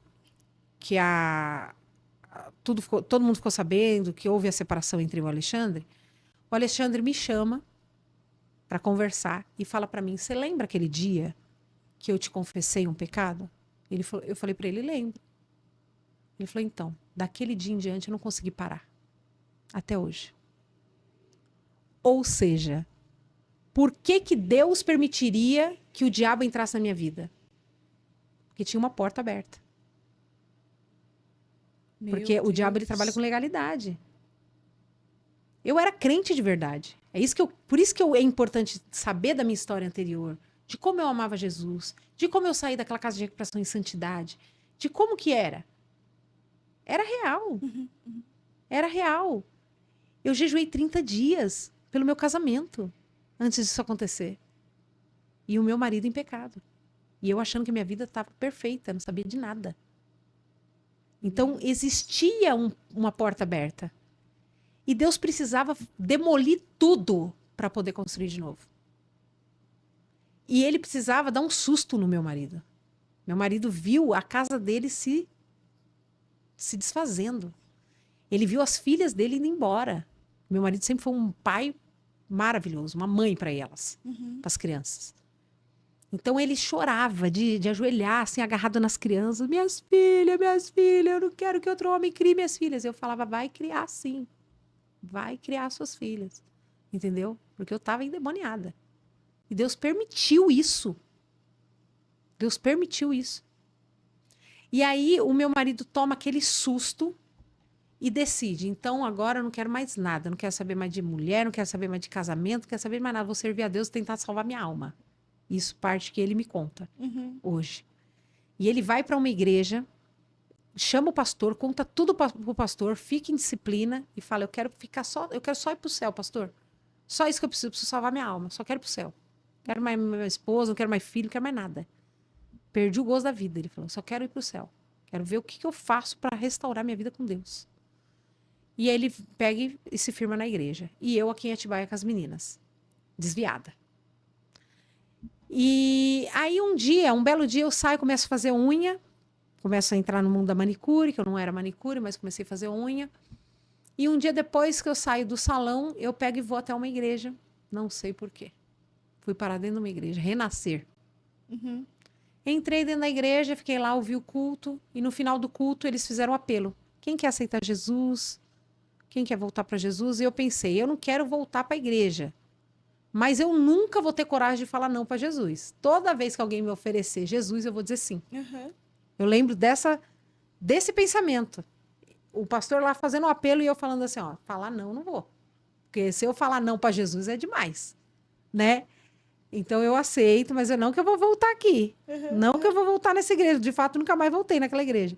Mas eu falei, mas para Jesus eu não posso dizer não, eu aceito Sim, Jesus, sim, sim. E fui lá na frente e recebi uma oração. A partir daquela oração, na minha casa, sem ver o Alexandre, eu comecei a me apaixonar por ele de novo. Deus começou a mudar o meu coração. E eu comecei a me apaixonar por ele de longe. Eu não via ele, não tinha nada mais com ele. A gente já estava 1 ano separado. E eu comecei, ai meu Deus, o que eu estou pensando nele, meu Deus do céu? O que eu estou pensando nesse homem? O que eu estou pensando nesse homem? E comecei a me apaixonar pelo Alexandre. Eu já tinha esquecido que Deus tinha uma palavra. Eu nem sabia, no meio daquele meu pecado, que Deus tinha compromisso com a palavra que ele tinha falado. Deus tinha compromisso, não tinha ninguém lá de testemunha, só eu, o pastor Rodney e o Alexandre. Ninguém ia cobrar Deus, mas o Senhor falou. Ninguém ia cobrar ele, o Senhor falou que ia fazer um milagre no casamento dela. Não. Mas ele tem compromisso com a palavra dele. Glória a Deus. Ele não precisa que ninguém cobre ele. É verdade. Se ele falou, ele vai cumprir. E eu comecei a me apaixonar pelo Alexandre de novo e comecei a ir atrás do Alexandre. Rompi meu relacionamento com aquele homem e comecei a ir atrás do Alexandre. Ligava, falava, vem aqui, vem ver as crianças, dava desculpa das crianças, vem aqui, quero conversar com você. Ele olhava para mim e falava, não quero mais nada. Eu sofri demais. Ele falava, eu não quero saber, nunca mais eu caso na minha vida, nunca mais eu tenho mulher nenhuma, eu quero viver igual um eunuco na igreja, eu quero salvar minha alma, ele falava. Eu não quero mais saber de nada. Eu só quero Deus na minha vida, só. E aí eu comecei a, ai meu Deus, sofrer o pão que o diabo amassou de saudade. Comecei a ver aquela saudade, mas não estava indo para a igreja. Deus fazendo tudo isso numa pessoa desviada. E eu fiquei em Atibaia ali. Aí eu comecei a fazer enfermagem, comecei a fazer técnico de enfermagem em 2006. Uhum. E eu lembro de estar na escola do técnico de enfermagem e falar para as minhas colegas assim, eu fui casada e eu me separei do meu marido, mas eu amo ele agora e ele não quer mais eu de volta e não sei o que, e chorando na escola por causa dele. E um belo dia, a minha sogra, que sempre foi contra o nosso relacionamento, sempre lutou para que a gente não casasse. Depois que a gente casou, ela aceitou numa boa, a gente sempre me tratou muito bem, mas Deus usou a boca dela. Meu marido fala até hoje que a minha sogra, ela não queria que ele casasse comigo a primeira vez. Quanto mais a segunda. Ela vira para ele e fala para ele, você tá com saudade da sua esposa, não tá? Vai atrás dela. Quer restaurar sua família? Vai atrás dela. Minha sogra dá essa palavra para ele. E Deus já trabalhando no coração dele, para ele ter desejo de voltar. Quando eu saio da escola uma noite, ele tá lá, do outro lado da rua, me esperando. E eu, gente, meu marido, é meu marido, é meu marido. E as meninas, então vai lá, vai lá, vai lá. Me levou para casa, me comprou essa aliança, que tá 2006 para 2025, faz as contas. Quantos anos tem? Colocou essa aliança no meu dedo e a gente... O divórcio já estava redigido. O divórcio o advogado já tinha feito, só faltava assinar. Ele rasgou o divórcio e a gente retornou ao nosso casamento. Glória e a agora? Deus. Precisamos procurar uma igreja. Aí a gente entrou, na primeira igreja que a gente entrou foi a igreja do Belém, do pastor Leles. Entrei de calça comprida, com as unhas desse tamanho, vermelha, uma coisa... Tava assim, magra, 50 quilos, sabe? Fumando já cigarro de novo, bebendo já de novo. Com a vida destruída. E o casamento destruído. Imagina, dois jovens, né? 19, eu tava com o quê? 23 anos? Uhum. 2 jovens com a vida toda destruída. Entramos na igreja com as 2 crianças. E a partir daquele momento o pastor Leles começou a cuidar de mim. O pastor Leles começou a cuidar. Pegou aquela ovelha toda cheia de carrapicho, toda suja, magra. Começou a limpar, limpar, limpar. E eu fiquei 10 anos sentada no banco, sem falar nada, sem reger criança, sem fazer nada, sem fazer vídeo para a internet, só aprendendo, sendo discipulada, sendo tratada, sendo restaurada. E quando passou-se 10 anos que eu estava na igreja, aí o pastor Leles começou a entregar uma coisa para eu fazer. Eu comecei a fazer vídeos na internet e Deus começou a levantar, né, esse testemunho. Eu comecei a colocar na internet as minhas experiências sobrenaturais, né? Vezes que eu vi o mundo espiritual, vezes que Deus abriu o meu ouvido espiritual, que eu ouvi o mundo espiritual, que é real, e comecei a fazer esses vídeos e as pessoas começaram a ficar impactadas com o testemunho. E até o momento que eu falei, não, agora eu vou contar todo o testemunho. Coloquei o testemunho do casamento e tá lá com mais de quase 1 milhão de visualizações. E assim, muitos casais vêm atrás de mim falar, eu preciso dessa restauração, eu preciso dessa restauração. E é necessário uma voz dentro da igreja que fale que existe restauração. Existe restauração de santidade. Existe restauração de confiança. Porque hoje eu e meu esposo, a gente tem uma vida que, assim, ele cuida de mim. O que seria de mim sem ele? Eu fico assim, sabe? Às vezes eu falo, Senhor, não me deixe idolatrar. Porque se eu idolatrar, o Senhor tira ele de mim, né? Mas ele é uma pessoa que cuida de mim o tempo todo, sabe? Depois de muitos anos na igreja, Deus fez com que eu entendesse que era necessária a vida de oração, vida de jejum, sabe? Porque quando aconteceu todas essas tragédias na minha vida, o inimigo ele tinha uma brecha para entrar. E eu não tinha vida de oração. Eu fiz aquele jejum de 30 dias porque Deus me fez fazer. Hoje eu penso assim, Deus ele é tão bom que ele te faz orar pelo aquilo que você precisa receber. Ele me fez jejuar, mas não que eu tinha uma vida de jejum, que eu tinha uma vida de oração, não. A Bíblia diz que Deus opera em nós o querer e o realizar. Até o querer buscar ele, é ele que te faz querer. Isso. Então, ele me fez jejuar para que ele desse uma palavra, para que eu tivesse uma promessa, para que ele tivesse um compromisso com a minha família. Entende? E aí Deus restaurou todo o amor que eu sentia por ele. Porque parecia que nunca ia acontecer. Nunca, nunca. Ele para mim era como se fosse ninguém. E de lá para cá também. Ele chegou a não sentir mais nada por mim. Entende? Então existe um milagre. Deus pode fazer um milagre no seu casamento, na sua vida, na vida do seu filho, na vida do seu marido. Sabe? Hoje, eu sou aquela pessoa, porque nós temos de tudo no nosso meio evangélico. Nós temos pessoas que aconselham vocês a divorciarem. Nós temos pessoas que aconselham vocês a fazerem um monte de coisa, mas deixa eu te falar o que a Bíblia diz. A Bíblia diz que se você não perdoar, você não vai ser perdoado. Realmente é algo grave, realmente é algo que fere a alma, é algo que muito triste, muito difícil, mas é um processo. É um processo de cura, tá? A pessoa que é ofendida, ela foi ferida na sua alma. Ela precisa ser curada. E o que a gente precisa entender é que o único caminho para a cura é o perdão. O único caminho para a cura é o perdão. E quando Jesus nos deu o direito ao divórcio, ele deixou muito claro que é por conta da dureza dos nossos corações. Sim. Certo? Então, se você quiser se divorciar, você vai ter respaldo na palavra para fazer isso, e as igrejas estão lotadas de gente que estão se divorciando por conta de adultério. Tá virando moda porque você tem esse respaldo bíblico, mas ninguém para pensar que Jesus, ele estava sendo pressionado ali por fariseus, que estava querendo divórcio, e ele está dizendo, eu dou para vocês por causa da dureza dos vossos corações. Mas no princípio não era assim. Qual que era o princípio? Homem e mulher são um só, nada separa. Entende? Então, assim, qual que é a vontade de Deus?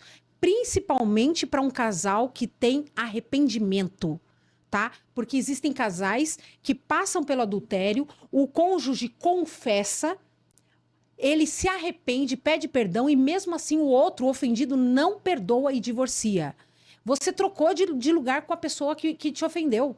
Você passa a ser culpado diante de Deus, sabe por quê? Porque ele confessou, ele se arrependeu. A Bíblia diz que aquele que confessa e deixa, alcança misericórdia. Ele está santificado.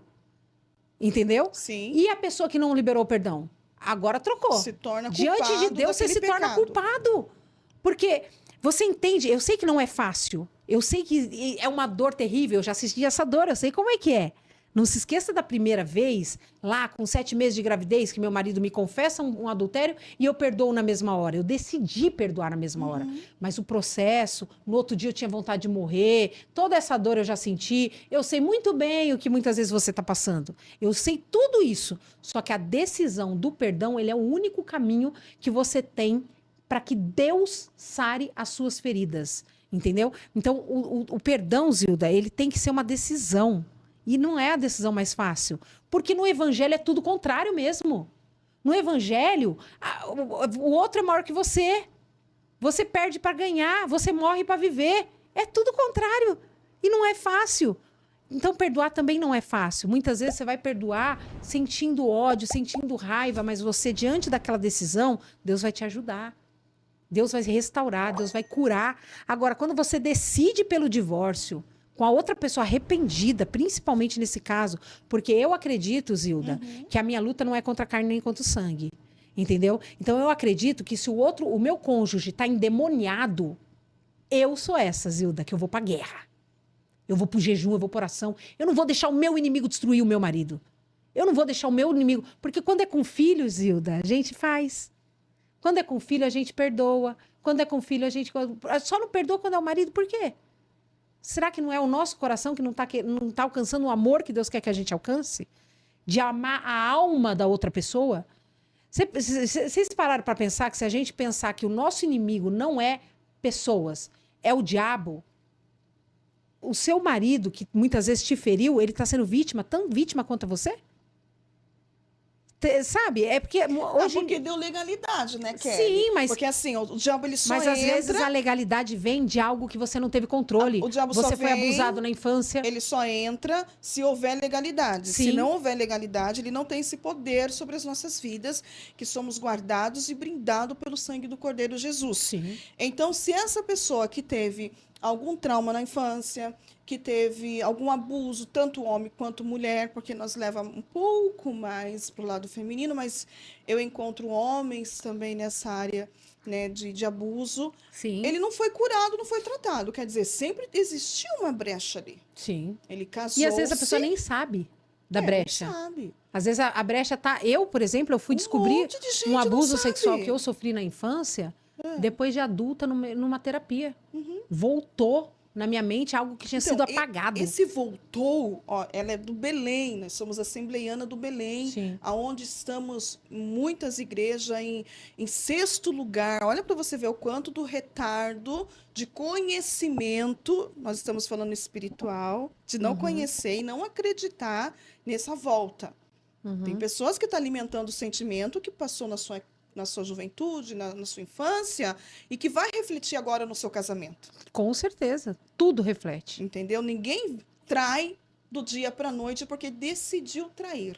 Não, isso aí é um sentimento que veio alimentando há dias, há meses, até chegar ao ato. Que é aí que o diabo entra. Porque Sim. houve essa legalidade. Então, precisa do quê? Ter uma vida de constante oração.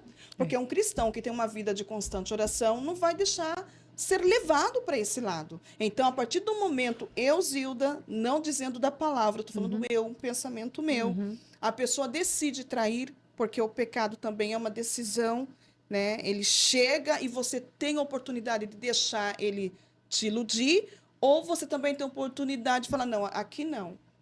Não, eu decido não pecar, por temor e por amor a Cristo. Então, eu quero acreditar que o pecado, ele só entra na vida do cristão se houver legalidade. Então, para esse marido trair essa esposa, é porque ele está dando essa legalidade, de vice-versa. Às vezes a legalidade veio e ele nem sabe, né? Por exemplo, eu via a minha mãe apanhar do meu pai, eu via o meu pai trair a minha mãe. Traumatiza. Tudo isso traumatiza. Entende? Então, quer dizer, e até se eu for falar do meu pai, das atitudes dele, por que ele foi assim? Existiu um motivo, ele também foi criado, ele também teve um pai. Então, assim, na verdade, na raiz do problema, nós somos vítimas da nossa história. E de um inimigo que nós temos em comum. Que não é qualquer inimigo. Não é. A gente tem que entender isso. Já existe muito antes de qualquer ser humano. Entendeu? Porque assim, Zilda, existe um nível de amor, existe um nível de espiritualidade, onde a gente começa a entender e a olhar as coisas como Deus quer que nós façamos, né? Como, por exemplo, lá em Nínive, que Jonas não queria pregar para Nínive porque ele não queria que Deus salvasse Nínive. Olha o nível da maldade do profeta, um homem de Deus. É por isso que eu não fui pregar para Nínive, porque o Senhor é bom e o Senhor ia perdoar. O coração dele estava cheio Então, de olha só o que revolta. Deus queria. Deus queria, na verdade, com toda aquela história, mostrar para Jonas que o coração dele era podre. Ele que precisava. E ele falou assim, olha, você tá com dó da boboreira que você conheceu ontem e não tá com dó de um povo que não sabe discernir entre a mão direita e a mão esquerda. Então, sempre que eu preciso estar nesse lugar de perdão, eu costumo entender, olhar para a pessoa e falar, não sabe discernir entre a mão direita e a esquerda. Então, É uma assim, forma... tá? É uma forma de você entender. E eu vou falar, viu, Zilda, não é fácil, porque esses dias Deus falou tanto comigo a respeito disso. Quando eu fui para a igreja, me ofenderam na igreja. Eu voltei para casa com a vontade de nunca mais voltar para a igreja. E falei, pronto, agora eu tenho que perdoar também. Então, assim, a gente tem que perdoar todos os dias. É bom a gente começar a ter mais intimidade Essa com maturidade, isso, mais manejo com o perdão, porque a gente tem que perdoar todos os dias. A gente está falando aqui de adultério, que é algo muito sério, muito grave, e que se você quiser, você pode me procurar nas minhas redes sociais e a gente conversa caso a caso. O meu conselho sempre vai ser para você, perdoe. Perdoe, porque a gente está indo para o céu, Jesus está voltando e Deus vai se vingar daquilo que tiver que ser se vingado. Tudo aquilo que tiver que ter justiça, é Ele que vai fazer. A partir do momento que você entrega a justiça na mão de Deus, pronto. Acredita que Ele vai fazer justiça. E não você vai fazer justiça, você vai se vingar. Porque, infelizmente, é isso. A gente perdoa as pessoas, mas a gente quer que elas paguem. A gente Aí perdoa, não. Querendo que a pessoa Não, isso não é sofra, perdão, que a pessoa, não. né? Mas infelizmente não é isso assim. não é perdão. E a gente vai, olha, existe uma palavra que eu até gostaria de terminar Sim. aqui com essa palavra, que é uma parábola que Jesus falou a respeito do credor incompassivo. A parábola do credor incompassivo. Enquanto a nossa irmã Kelly procura a palavra, eu quero convidar a você, fica comigo até o finalzinho, porque ela vai fazer uma oração liberando uma palavra profética na sua casa, principalmente no seu casamento. O assunto aqui está muito bom.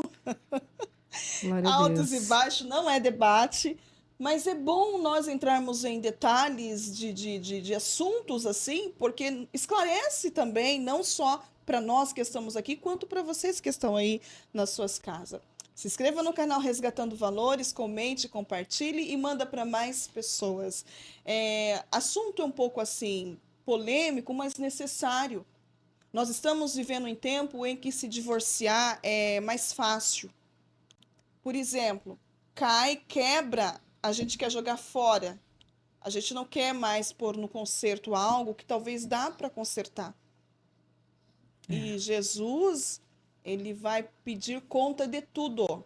Ah, mas agora mesmo vai dizer para mim que tenho que morrer sofrendo? Não, você tem que perdoar, porque se você perdoar, você minimiza esse sofrimento e o Espírito Santo de Deus, ele vai trabalhar de dentro para fora.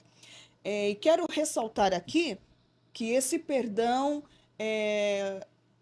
ele tem que ser genuíno, ele tem que ser de verdade. Ele tem que ser de verdade. Porém, eu abro um parênteses aqui. Ninguém merece viver no sofrimento e debaixo de julgo, porque não é isso que Jesus quer. Existem situações, sim, que tem que existir o divórcio. Por exemplo, uma mulher não é obrigada a apanhar de homem nenhum, porque Jesus não aceita isso. Existe lei para isso. Vá até a delegacia e denuncia a situação. Perdoa o indivíduo e deixa ele seguir. Se for preso, eu não sei. Jesus vai cuidar da alma dele. E você vai continuar firme com Jesus. Vamos ouvir a palavra na Bíblia, que a nossa amada irmã Kelly vai ler, vai também explicar um pouco ela, porque tem tudo a ver com o testemunho dela. Ela perdoou, ela foi traída, perdoou, e está seguindo a vida dela, cuidando de pessoas que estão passando pelo mesmo processo e está tendo resultado. Por isso que ela está aqui no Resgatando Valores. Aqui, missionária, está dizendo em Mateus capítulo 18, 23, que o reino de Deus pode ser comparado a um certo rei que quis fazer as contas com seus servos. E começando a fazer as contas, foi-lhe apresentado um que lhe devia 10.000 talentos. E não tendo ele como pagar, somos nós, não temos como pagar os nossos pecados. O Senhor mandou que ele e a sua mulher e seus filhos fossem vendidos com tudo quanto tinha para que a dívida fosse paga. Então aquele servo, prostrando-se, reverenciava, dizendo: Senhor, seja generoso para comigo e tudo te pagarei. Então o senhor daquele servo, movido de íntima compaixão, soltou-o e os perdoou-lhe a dívida. Saindo, porém, aquele servo encontrou um dos seus conservos que lhe devia 100 dinheiro e, lançando mão dele, sufocava-o, dizendo: paga-me o que me deves. Então o seu companheiro, prostrando-se aos seus pés, rogava, dizendo: seja generoso comigo, que tudo te pagarei. Ele, porém, não quis, antes foi encerrá-lo na prisão até que pagasse a dívida. Vendo, pois, os seus conservos o que acontecia, contristeram-se muito e foram declarar ao Senhor de tudo o que se passara. Então o seu senhor, chamando-o à sua presença, disse-lhe: servo malvado, eu perdoei-te toda aquela dívida, porque me suplicaste. Não devias tu igualmente ter compaixão do teu companheiro, como eu tive contigo? E indignado, o seu senhor entregou aos atormentadores até que pagasse tudo o que devia. Aqui diz, gente, Jesus falando uma parábola, que nós fomos perdoados por Deus. Nós recebemos a misericórdia de Deus, né? E aí a gente sai muitas vezes da presença de Deus, debaixo da misericórdia dele, e vamos cobrar a dívida daquele que nos deve. E Deus está dizendo pra gente: eu te perdoei, eu tive misericórdia de você. Você não devia fazer igual com o teu companheiro? E a gente fala: não, porque o companheiro, o que ele fez é muito mais grave. Não existe isso. Não existe isso. O pecado do outro não é mais grave que o teu. A partir do momento... Sabe quem que tem dificuldade de perdoar? Aquele que se acha santo o suficiente, que não precisa do perdão de Deus. Aí ele tem dificuldade de perdoar. Entendeu? Mas se você tem consciência de que você precisa da misericórdia de Deus, então você vai liberar misericórdia na vida do teu irmão. Entendeu? E a cura só existe dentro do perdão. É claro que, como a missionária falou, se você está apanhando do seu marido, você tem que chamar a polícia. A lei está aí para isso, para te proteger. Vão te dar uma medida protetiva, ele não vai poder chegar perto de você. Entendeu? E ele que vai se converter na cadeia, se necessário for. Porém, você não está livre para casar de novo. Não é o caso do que a gente está vendo por aí. O que a gente está vendo por aí? As pessoas descartando casamento e casando de novo. Não dá. A palavra de Deus não permite isso. Não permite isso. Deus nunca nos deu autoridade de dizer aquele vai, aquele não vai para o céu. Ninguém. Ninguém tem esse A gente não direito. pode decidir isso porque a gente não sabe, tá? Então, o joio e o trigo, quem vai separar é ele. Agora, existem muitas pessoas que estão nesses casos e o que eu percebo? Eu olho para o meu pastor. Meu pastor é um exemplo para mim, tá? Meu pastor, ele tem mais de 70 anos, ele é um homem assim, conceituadíssimo e muito homem, crente. Né? Eu acompanho ele é muito crente. O que ele faz? Ele abraça essas pessoas e essas pessoas servem a Deus com a gente na igreja, não tem ministério na igreja. Meu pastor, ele não faz segundo casamento. Nós temos lá casos de pessoas que foram casar pela segunda vez e ele simplesmente não faz dentro da igreja e ele manda um obreiro fazer. Ele mesmo nunca vi fazer. Ele não faz. Eles não têm ministério nenhum. Não vão a diácono, não vão a... Inclusive, no último ordenação, terça-feira passada, o pastor José Wellington pergunta toda vez: vocês que estão aqui, por um acaso, tem alguém aí que a esposa ficou um pouco desbotada, você trocou por outra? Faz assim com a sua mão.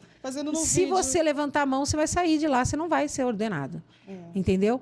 Então, assim, a pessoa que quer servir a Deus, ela tem que servir a Deus da forma como a Bíblia diz. Como ela diz. Porque, como a gente disse no início, o único pecado que não tem perdão é a blasfêmia, contra o Espírito Santo.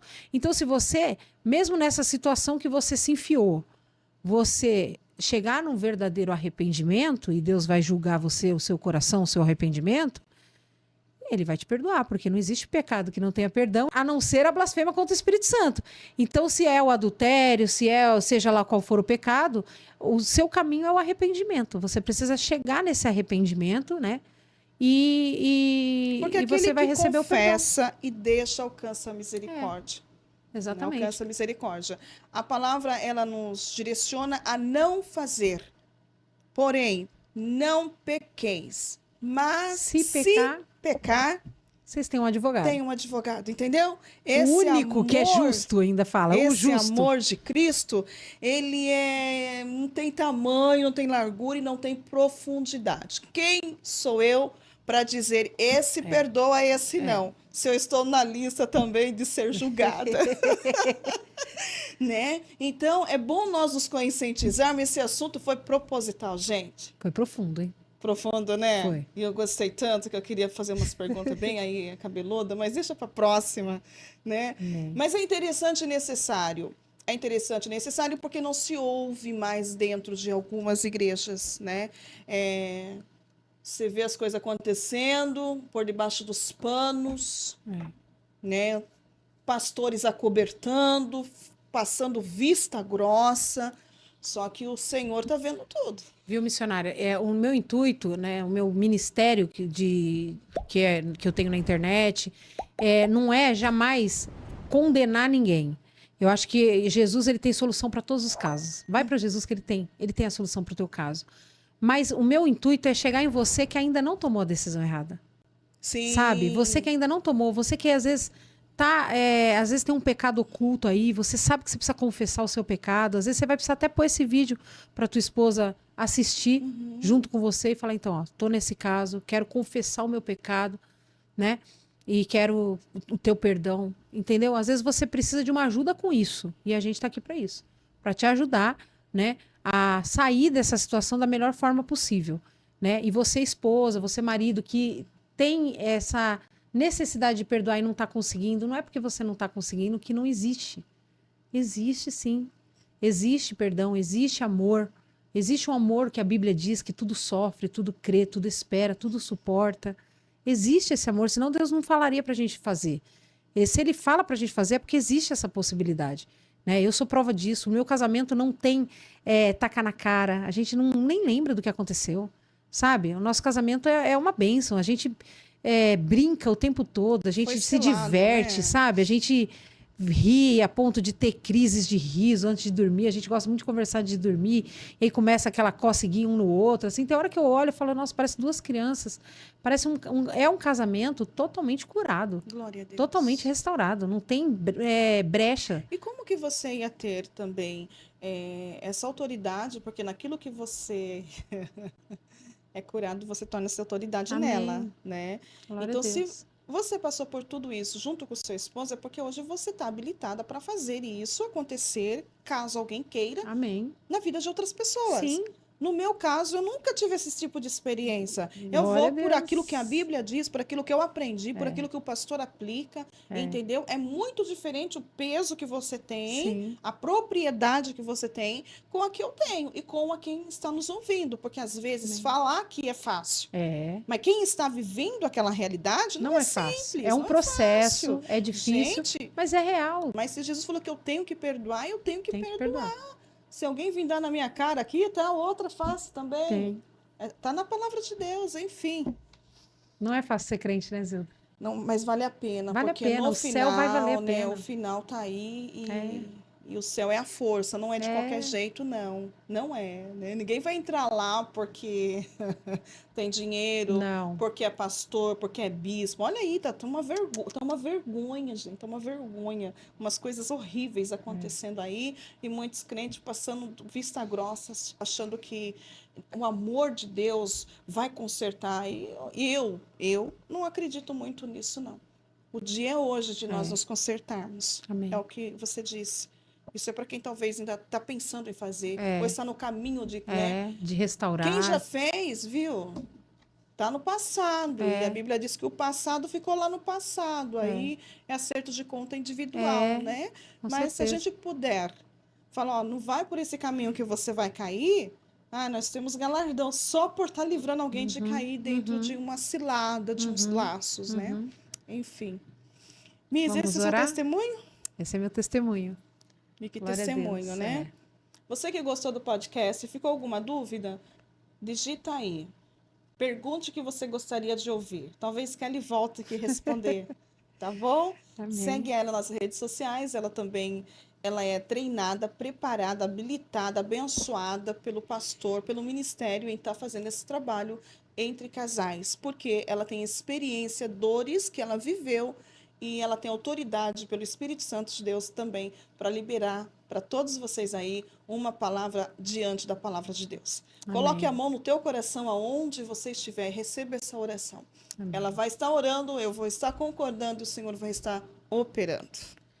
Glória a Deus. Vamos orar. Senhor Deus Pai Todo-Poderoso, em nome de Jesus, primeiramente eu agradeço, Senhor, por esse tempo. Glória a Deus. Peço, Senhor, que cada palavra que foi falada aqui, nenhuma delas venha cair por terra, Senhor, mas que venha alcançar corações sedentos, Senhor, terra fértil, onde ela venha germinar e crescer, Pai, uma árvore, uma planta cheia de frutos dignos de arrependimento, Senhor. Sim, eu te peço, ó Deus querido, em nome de Jesus, por cada um que veio até aqui, que ouviu essa palavra, pessoas que estão, Senhor, agora neste momento com seus casamentos abalados, com seus casamentos destruídos, Pai. Em nome de Jesus Cristo, Senhor, eu declaro uma palavra de cura, uma palavra de transformação, uma palavra de milagre, de restauração, Senhor. Que o mesmo milagre que alcançou a minha família alcance agora cada família, Senhor, representada aqui neste lugar, Senhor, virtual, mas é um lugar onde o Senhor está, Pai. Aplica, Senhor, o teu sangue, Senhor, sobre cada um deles, ó Pai, curando, Senhor, em nome de Jesus, restaurando, Senhor, gerando arrependimento